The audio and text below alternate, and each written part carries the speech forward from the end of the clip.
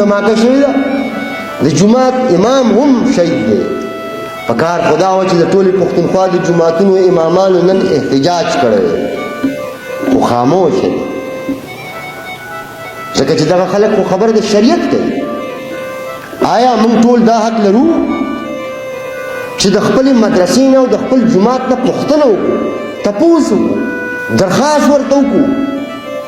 چې دا کار غیر شرعي نه دی موږ او تاسو خو مقتدیان یو موږ خو عالمان نه یو موږ خو امامان نه یو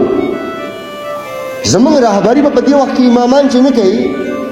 د مدرسې محتممان چې نه کوي نو موږ خو مقتدیان یو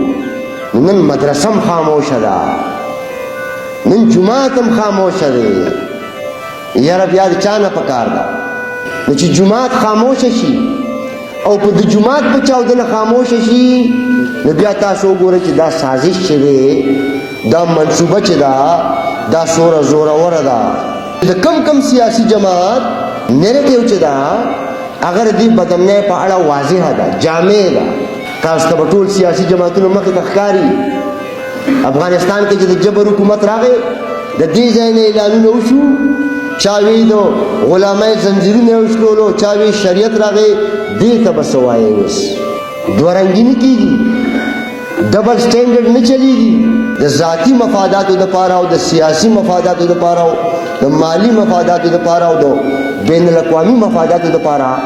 خلکو ځان له مصنوعي بیانې جوړې کړي دي دا هم د ولس ذمه داري ده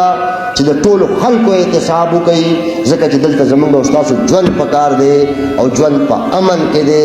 ژوند په بدامنۍ کې نه دی ټول به په دې سلا کېږي زموږ نه ژوند بدامنۍ اخیستی دی زموږ ژوند بدامنۍ په خپل لاس کې اخیستی دی او بدامني ولې ده دا زموږ په ګاونډ کې چې کوم اور لګېدلی دی نو د ګاونډي کور ته خو به یې تپ رارسي دا څنګه ممکن ده چې ګاونډي به د هغې اور نه بچ پاتې کېږي د 45 کالو نه زما په جومات حمله کېږي په جومات نو زما په جومات باندې حملې څه جواز جوړېږي زما په مدرسې باندې د حملې څه جواز جوړېږي نعره وهي